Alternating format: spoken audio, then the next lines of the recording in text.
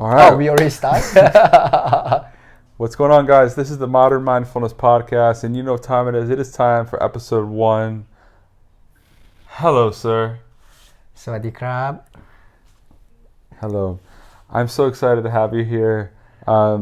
Thames, you have been such a good friend of mine over the years, and one of the only people in Shanghai, and probably that in the world, that I refer consistently to teach my students meditation.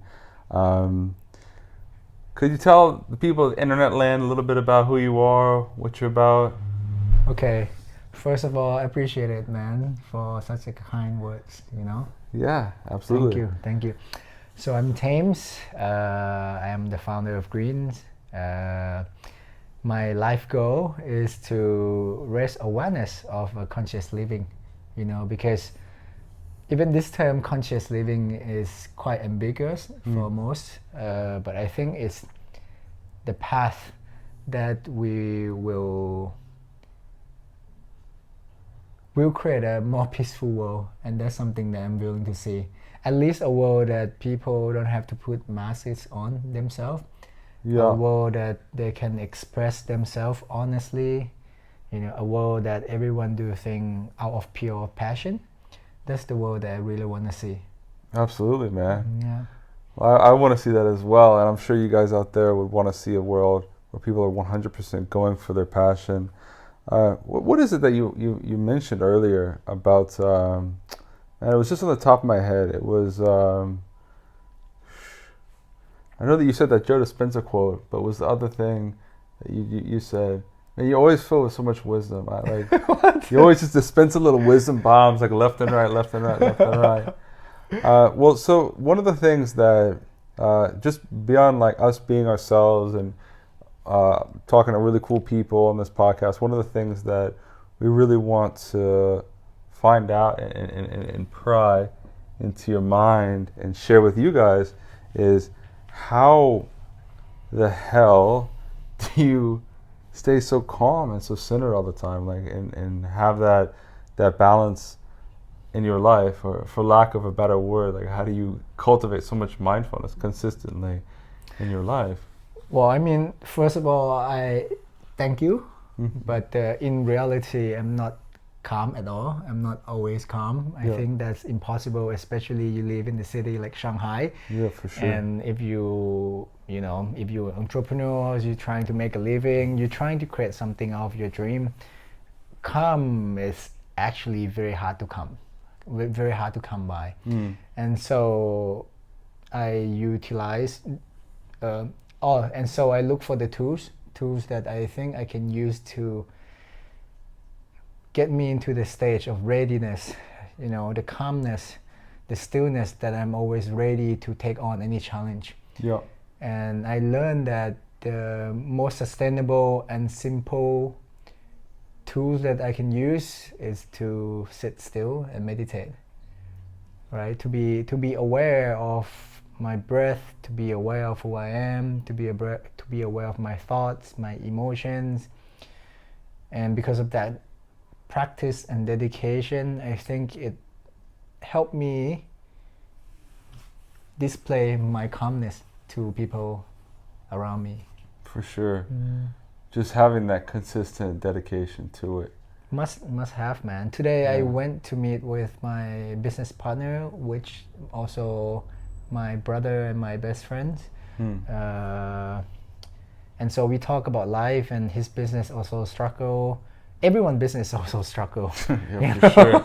Yeah. You know, like I do this business for 5 years in Shanghai. There's no one person that I meet that say, "Hey, my business is great." Right. Yeah. I haven't met anyone yet. And so we were talking about, you know, how we overcome fear and concern, because for him, he has a family, a daughter, and he has a business, and he has employees that he has to look after. And so he said that he's full of fear and concern. And I told him, meditate, man. That's the only way. You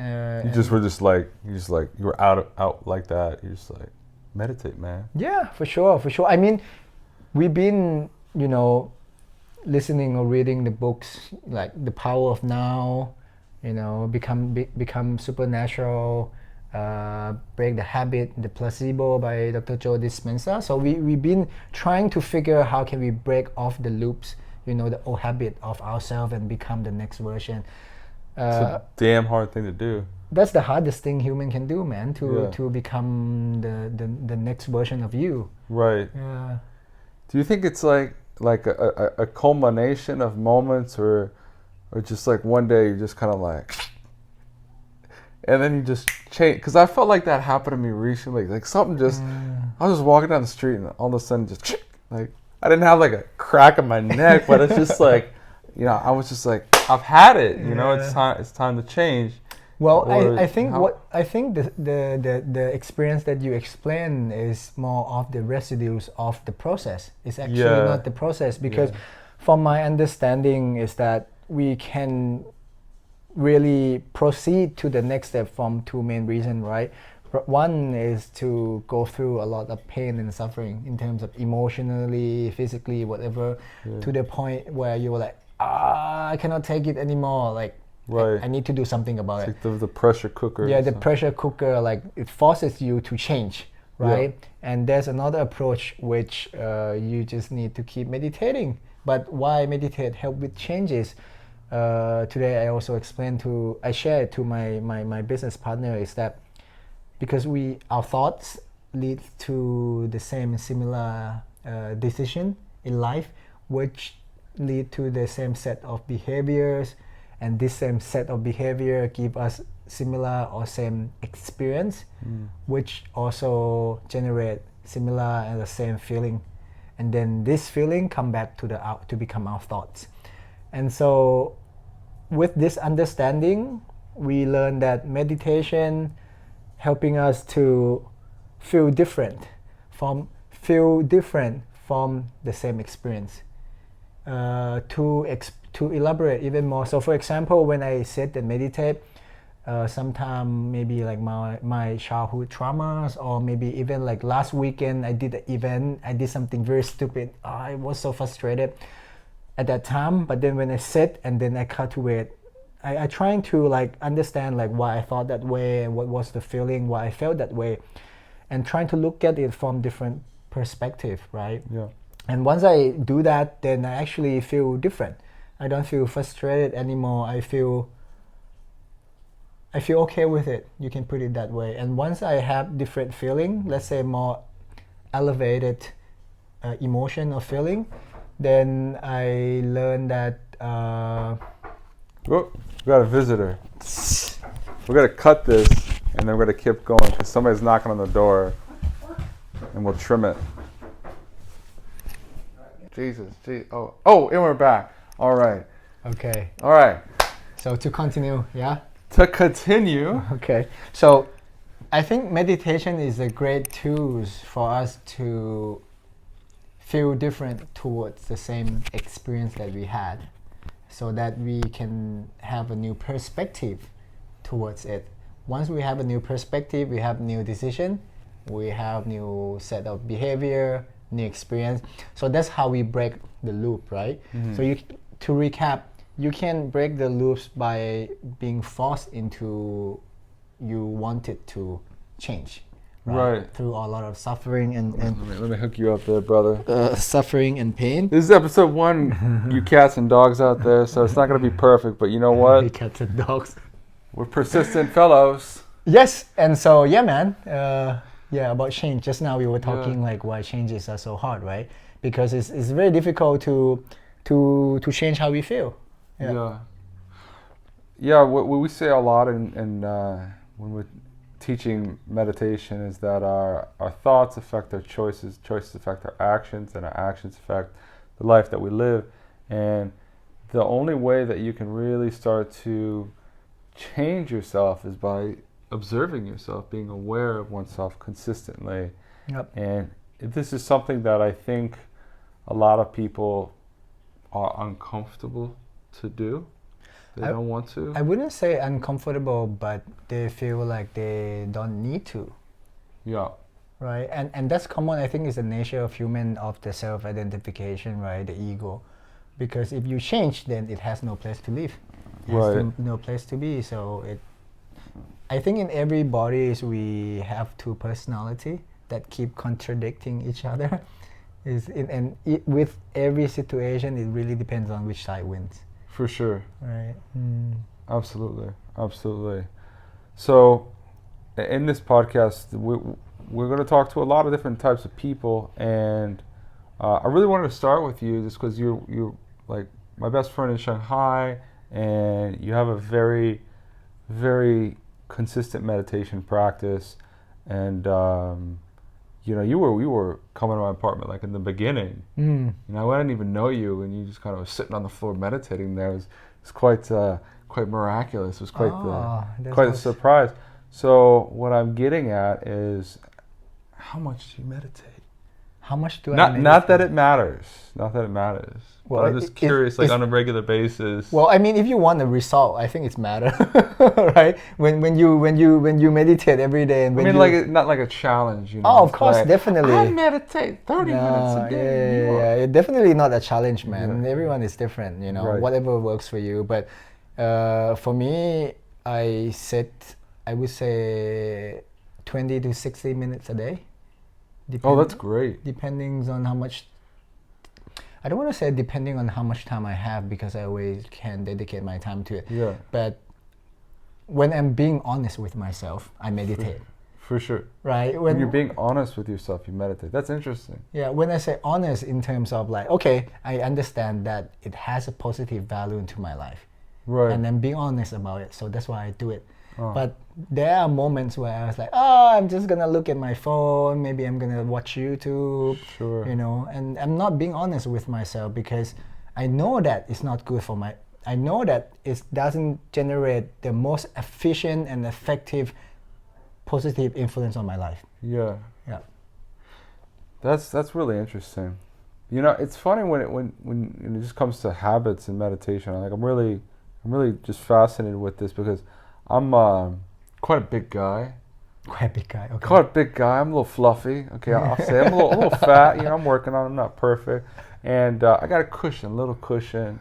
You know, I'm tall. I'm not like tall, but I'm tall. And I hurt my knee because I was sitting for so long. It's like not anything serious. So because of that, I had to sit when I meditate like in a chair, and I found that I'm actually meditating more in different places now. Yep. Like so like just like being aware of what's going on all the time, is it? Well, I don't know. I just think that when I started to mix it up, it just became a bit more, because I love my practice so much. But when I just kind of took a break from the cushion and started to sit in different chairs around the house or at work and this type of thing, it started to snowball, if you will. And do you tend to practice like at work, or like maybe, you know, walking down the street, or like even in a conversation? Sometimes people tend to ask me all the time, like, are you meditating right now? And I never say yes, because that'll kind of freak them out. But we would say just in English, like, are you being mindful right now? Yeah, I think it's being mindful more than meditative, right? Yeah. What areas are, like, beyond just like your house, do you practice mindfulness or practice meditation? Well, I would say that it's good when you just started it to have like a sacred place, right? A sacred location where you. Where's your sacred location in here? Actually, I just moved to this place, so I don't yet have a. Is it that location. TP? Can we put the TP in there? That's for my cat. Is this your sacred location? Thames shape shifts into a sacred location in the TP. Yeah, so I would say the proper setting at home in the comfort place are more like for like a, how do you say, wanting to get into a deeper stage of the meditative stage, right. You know, but to make it more useful in our life, you have to do it everywhere. Meaning that when you eat, maybe take a moment to actually take a deep breath, and then tell yourself, okay, now I'm about to have some food, and what are the food that I'm about to consume? And once I eat, I tend to chew more. I tend to be more aware of the texture of the food, and basically don't look at the phone. Yeah. And not thinking about like, oh, what's gonna happen at the office today, so on and so forth. Just like really, really spend time enjoying the moment. That's such a good practice. When you eat, just eat. When you're taking a shower, just take a shower. Mine's fascinating. Like, and I know you know this. You're aware, like when we wake up, we have this cortisol, this stress release. Yeah. And I'm always do you take showers in the morning? Yes, of course, every day. Yeah. Me too. And Cold shower? Yeah. Oh man, I make some weird noises in my cold showers. But I think of like the weirdest stuff in the shower, and then when you practice meditation, you're more aware of your thoughts, and it's so funny because like I'll think of like my day when I'm taking a shower, and I'll think of what I have to do, and then always in the shower, this question pops in my mind. Is this the best time to be thinking of this right now? Like, do I really need to be thinking about my 10 a.m. meeting and when I'm taking a shower at 6:30 a.m.? Yeah. And invariably the answer is no. Just take the shower. Yeah. Yeah, totally agree, man. And walking, when I walk, besides it's being safe, like you don't look at the phone, don't think about something else, just like really walk. And especially in Shanghai where the cars and scooters, everywhere, you better be mindful about your trips, right? Yeah, you gotta be aware. Yeah.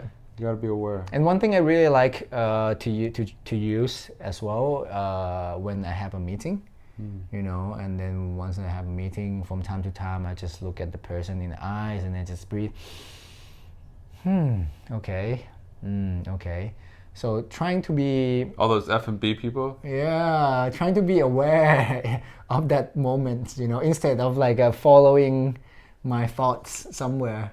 Because we tend to be... Our critical mind, our critical thinking tend to judge everything, right? And so when you hear it, you already create a story within your head. Yeah. And I was like, why am I creating so many stories in my head listening to a person speak? Yeah. And so like, okay, I have to come back and breathe. Absolutely. Well, I wish we had more time together, and I know you'll be on this podcast many times in the future. Thank you. Could you share with our audience some parting words, something that you think would be useful to them? Perhaps the meaning of life, or that was a joke, by the way. Yeah. It's 42. If you guys don't know, meaning of life 42. Hitchhiker's Guide to the Galaxy. Any fans? No. Okay. But yeah, like, is there something that you could leave them with? Well, I would say... I know I'm putting you on the spot. No, it's good, man. It's so much. I don't know which one I want to say. That's just it. I would say just don't be so hard on yourself sometimes. Either you meditate or you don't meditate, it's okay. Don't be too hard on yourself, but then at the same time, be honest with yourself. Is that what you really want? So if you drink every day, is that what you really want for the rest of your life? Is that the stage of consciousness that you want to be? Or would you like to experience some peacefulness where you feel fulfilled enough and you don't need anything else but just sit there and breathe? And so love yourself, don't be too hard on yourself. Beautiful, brother. Thank you. Thank you so much. ขอบคุณครับ I appreciate it, brother. Thank No you. worries.